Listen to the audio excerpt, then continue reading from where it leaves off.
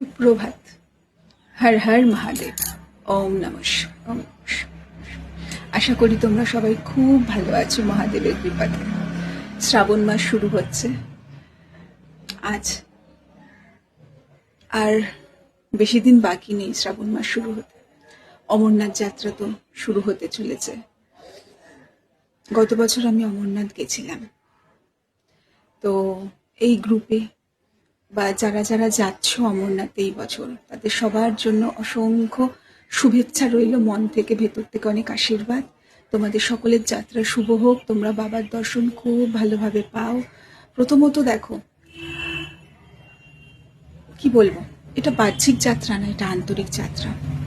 আধ্যাত্মিক যাত্রাটা না আন্তরিক, ভেতরের হয়। বাবা আমাদের ভেতরেই আছেন, প্রত্যেকটা প্রাণীর মধ্যে, প্রকৃতির মধ্যে। তাই অমরনাথের যাত্রা যখন করবে না, প্রত্যেকটা মুহূর্তে বাবার অনুভূতিকে ফিল করো। মনে হবে যেন বাবা তোমার মধ্যে দিয়েই তোমাকে সাহস জগিয়ে হাঁটাচ্ছে। কারণ কিছু কিছু সময় বড় কষ্ট হবে, শ্বাসকষ্ট হতে পারে বা ক্লান্তি হতে পারে। যারা পেহেলগাঁও রুট দিয়ে হাঁটছো, 3 দিন তো লাগবে রেস্ট নিয়ে নিয়ে, তিন দিনের একটা ট্রেক। তো ওটাই কিন্তু পৌরাণিক কাহিনী অনুযায়ী বাবা যে মাকে নিয়ে গেছিলেন অমরনাথের গুহাতে, ওটাই কিন্তু পৌরাণিক রাস্তা, পেহেলগাঁও রুট। তো বাবা যখন মাকে নিয়ে গেছিলেন অমরনাথ গুফাতে, বাবার কাছে যা যা ছিল, যেরকম বাসুকী নাগ, নন্দী মহারাজ, গণেশজি, মাথার চাঁদ, সবাইকে কিন্তু এক একটা জায়গায় বাবা রেখে গেছিলেন। যেরকম পঞ্চতরণী শেষনাগে নাগকে রেখে গেছিলেন, গণেশ টপে গণেশ বাবজিকে রেখে গেছিলেন। তো সব জায়গায় কিছু কিছু জিনিস রেখে তারপর মাকে নিয়ে গুফায় যান, ওই অমরনাথের কাহিনী মানে অমরত্বের কাহিনী শোনানোর জন্য। তো একটাই কথা বলবো, তোমরা যখন এই তীর্থযাত্রার অংশগ্রহণ করতে চলেছো বাবার কৃপাতে, কারণ বাবা না চাইলে, বাবা না ডাকলে তো এইরকম তীর্থযাত্রা অংশগ্রহণ করা সম্ভব না। তো বাবার কৃপা হয়েছে, বাবা ডেকেছেন বলেই তোমরা যেতে পারছো। এটা একটা বিশাল ব্যাপার, কিন্তু এটাই বিশাল ব্যাপার, কারণ সবাই এই সুযোগটা পায় না। বাবার কৃপা হয়েছে। তো এই যাত্রাতে যাবে যখন, তোমরা শুধু তোমার ভেতরের সত্তাটাকে নিয়ে যেও আর ভক্তি নিয়ে যেও।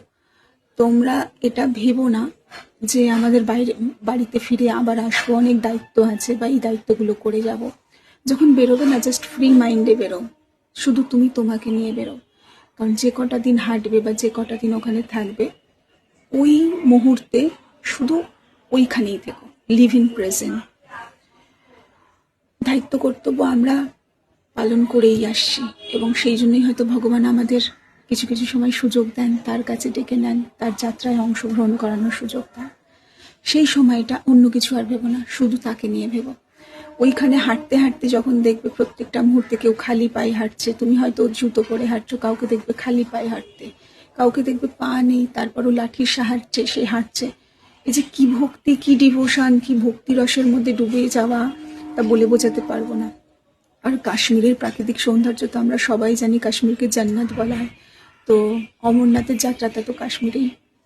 তো ওখানে প্রাকৃতিক সৌন্দর্য তোমাদেরকে মুগ্ধ করবে। মানে তোমাদের যাত্রাপথের যে ক্লান্তি বা যে কষ্ট, ওই কষ্ট আর ক্লান্তি ভুলে যাবে যখন চারপাশের ওই উঁচু উঁচু পাহাড়, এত সুন্দর প্রাকৃতিক পরিবেশ দেখবে, এবং চারিদিকে হর হর বলে, জয় বরফানি বাবা, আও বলে, খাও বলে, এই ধরনের কথা শুনবে, তখন ক্লান্তি কিন্তু একদম দূর হয়ে যাবে। আর ওখানে, হ্যাঁ, ওখানে সবাইকে আও বলে, খাও বলে বলা হয়। মানে তীর্থযাত্রায় তুমি অংশগ্রহণ করছো মানে বাবার কৃপাতে, তাই বাবা চেয়েছে বলেই তোমরা অংশগ্রহণ করছো। তাই ওখানে সবার মধ্যে ভোলেকে দেখা হয়, মানে মহাদেবকে। মহাদেব তো সত্যি আমাদের ভেতরেই আছে। তাই ওখানে সবাইকে বলা হয় আও বলে, খাও বলে। তোমরা যেখানে যেখানে স্টে করবে, অল্প বিস্তর একটু একটু করে খাবার খাবে। খুব বেশি একেবারে খেয়ে ফেলবে না, পেট বেশি ভরে ফেললে হাঁটা খুব মুশকিল হয়ে যায়। অল্প অল্প করে খাবে। প্রথম দিন শেষনাগে রাত যখন আমি স্টে করতে গেছিলাম, মানে স্টে করছিলাম, ওইখানে একটু মানে ঠান্ডা জলের বৃষ্টিতে একটু ভিজে যাওয়াতে মানে বড্ড কাঁপুনি দিয়েছিল। আর যেটা হয়েছিল, একটা খুব হাই অল্টিটিউড, তো তো ওখানে না একটা গা বমি ব্যাপার হয়েছিল, মানে গা গোলানো, হাই অল্টিটিউডে যেটা হয় মাউন্টেন সিকনেস বলা হয়। তো পরের দিন একদম ঠিক হয়ে গেছিলাম মহাদেবের কৃপাতে। মহাদেব ওইগুলো একটু পরীক্ষার জন্য নেয়, যে কতটা ধৈর্য আছে। কারণ পরীক্ষা নেওয়ারও মালিক উনি। পরীক্ষা দিচ্ছি যে আমরা আমরা দিচ্ছি না, দিচ্ছিও উনিই দিচ্ছেন আমাদের ভেতর থেকে সাহস জুগিয়ে, ধৈর্যের মাধ্যমে, ভালোবাসার মাধ্যমে। শুধু ওনার প্রতি ভক্তি থাকলে না সব পরীক্ষায় পাশ করা যায়, কারণ পরীক্ষায় পাশ করায় উনিই পাশ করান।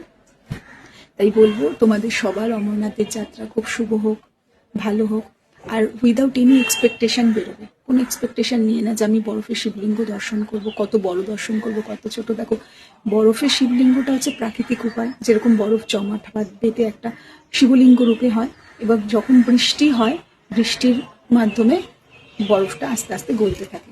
দেখো, ওই যে যাত্রাটাই তোমরা অংশগ্রহণ করছো ওটাই ইম্পর্টেন্ট, যেটাই মহাদেব মাকে নিয়ে গেছিলেন, যেটা বহু বছর ধরে চলে এসেছে, যেই যাত্রাপথে স্বামী বিবেকানন্দ গেছিলেন। তো এই যাত্রাপথে অংশগ্রহণ করাটা ইম্পর্টেন্ট, যে তোমরা ওই যাত্রার পার্ট হতে চলেছ। এবং যখন গুহার কাছে যাবে না, চোখ থেকে দেখবে টস টস করে জল পড়ছে। যদি সেই রকম লেভেলের একটা ভক্তি আর টান অনুভব হয়, যেরকম আমি তো আত্মহারা হয়ে গেছিলাম, পাগলের মতো কাঁদতে কাঁদতে গুহাতে ঢুকেছিলাম। আশেপাশের লোকেরা মাথায় হাত দিয়ে, পিঠে হাত দিয়ে আমাকে সান্ত্বনা দিয়ে মানে কান্না থামানোর চেষ্টা করছিল, কিন্তু কেউ পারছিল না, মানে এতটাই আবেগ হয়ে গেছিল বাবার প্রতি। তারপর যখন মানে মহাদেবী এমনই কৃপা যে মহাদেব ভেতর থেকে আওয়াজ দিল, আমি ইনার কলিং শুনি যে তুই একবার ওপরে তুল, ওপরে মাথাটা তুল। বাঁ দিক থেকে ওপরে যখন কাঁদতে কাঁদতে মাথাটা তুললাম, আমি এখন যেটা বলবো অনেকে বিশ্বাস করবে না, কারণ অনেকের কাছে এটা একদমই সত্যি না মনে হবে, তো অনেকের কাছে মনে হবে এটা একটা পাগলামি ছাড়া আর কিছু না। বাট ভক্তিতে যদি পাগলামি না হলো তাহলে সেটা কেমন ভক্তি?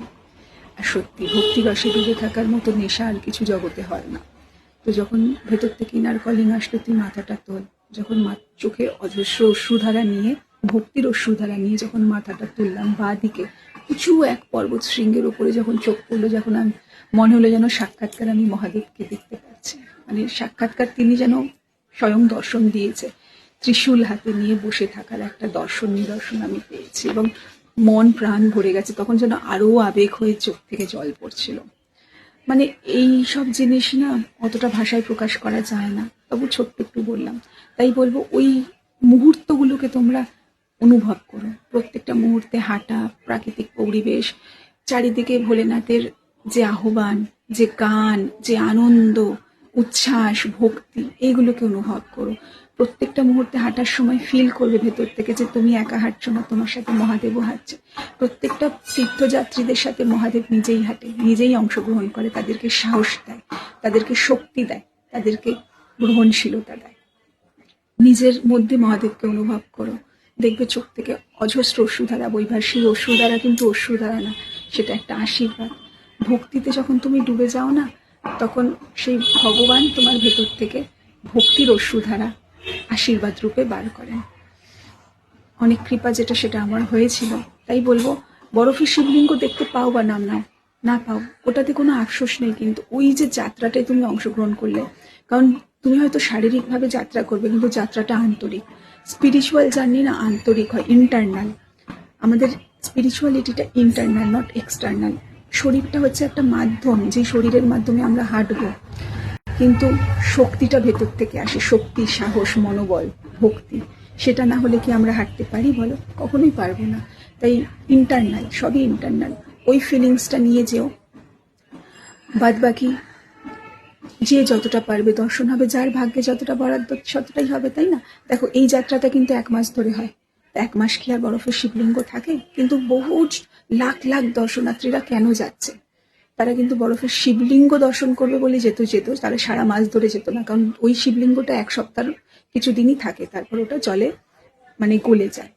ওই যাত্রায় অংশগ্রহণ করাটা ইম্পর্টেন্ট, ওই গুফার মধ্যে পা রাখাটা ইম্পর্টেন্ট, ওই গুফার ভাইব্রেশনটা, ওই যে তোমরা গেলে অনুভব করতে পারবে যে কি অনুভূতি। আরেকটা কথা, ওই গুফার মধ্যে ঢুকলে না, গুফার মধ্যে বরফের জল পড়ে, যেই বরফটা জমে বাবার শিবলিঙ্গ হয়, ওটা ছাদ থেকে পড়ে। তো অনেকেই বোতলে নেয়। আমি তখন ভক্তিরসে এমন ডুবেছিলাম, আমার কিছু মাথায় ছিল না যে আমাকে বোতলে নিতাম। আমি জাস্ট চুপচাপ দাঁড়িয়ে গেছি চোখ বন্ধ করে, আর ওই বরফের জলটা মাথার মধ্যে নিয়েছি। যখন মাথায় পড়লো না, 1 ফোঁটা 2 ফোঁটা করে, মনে হচ্ছিল যেন মাথা ভেদ করে ভেতরে ঢুকে যাচ্ছে, মানে এতটা ঠান্ডা আর এতটা শান্তি। আর ওটা যখন শরীরে নিলাম, মনে হচ্ছে যেন আমি একটা অমৃত নিলাম, সত্যি অমৃতের মতো বাবার আশীর্বাদ। এবং ওখানে গিয়ে পায়রা দেখতে ভুলো না, কিন্তু আবেগ হবে, বাবার প্রতি ভক্তি হবে। ওখানে দেখবে পায়রা দেখতে পাবে, আমিও দেখেছি, পায়রা উড়ে যাচ্ছে, উড়ে আসছে। বলা হয় মহাদেব যে পায়রা দুটোকে আশীর্বাদ দিয়েছিল চিরকাল অমরাত্মের, সেই পায়রারা এখনো ওখানে নিবাস করে, তাই পায়রা দেখতেও ভুলো না। বাদ বাকি এই কটা কথা বলার ছিল। তোমাদের সকলের যাত্রা শুভ হোক, মঙ্গলময় হোক। নানা রকম নিরামিষ খাবার যে কত রকমের হতে পারে সেটা ওখানে গিয়ে এবার দেখো তোমরা। যারা ভাবো যে নিরামিষে কি খাবো, কি হতে পারে, নিরামিষ খাবারই হচ্ছে সত্যিকারের সুস্বাস্থ্যকর খাবার, শরীরের জন্য ভালো, মনের শান্তির জন্য ভালো, প্রাকৃতিক রূপায় যে খাবার। আজ হাতি যে সর্বশক্তিশালী, সে কিন্তু ঘাস খায়। ঘোড়া যে সর্বক্ষণ সব থেকে বেশি দৌড়তে পারে, সেও ঘাসই খায়। তো নিরামিষ খাবারের যে কত ভ্যারাইটি হতে পারে সেটা এবার তোমরা ওখানে গিয়ে দেখো। বিশেষ করে দিল্লির ভান্ডারাতে গিয়ে দেখলে অবাক হয়ে যাবে। সবকিছুই টেস্ট করো, অল্প অল্প করে, বেশি খেলে কিন্তু হাঁটতে পারবে না। একটু টিপস দিয়ে দিলাম, মনের কথা বললাম, মহাদেবের ইচ্ছাতে বাবাই বলছিলেন যে এই কথাগুলো বলাটা দরকার, মানে আমি আমার এক্সপিরিয়েন্স আর কি শেয়ার করলাম। বাদ বাকি তোমাদের সকলের যাত্রা মঙ্গলময় হোক, তোমরা সকলে সুস্থভাবে স্বাভাবিকভাবে যাত্রা করো, বাবার দর্শন করো, বাবার ভক্তির মধ্যে ডুবে চোখ থেকে বাবার ভক্তির অশ্রু হোক, এটা সবাই চাইবে, কারণ ওই অশ্রুটা ভীষণ শান্তির, ভীষণ শান্তির, এক আলাদাই অনুভূতি। বাদ বাকি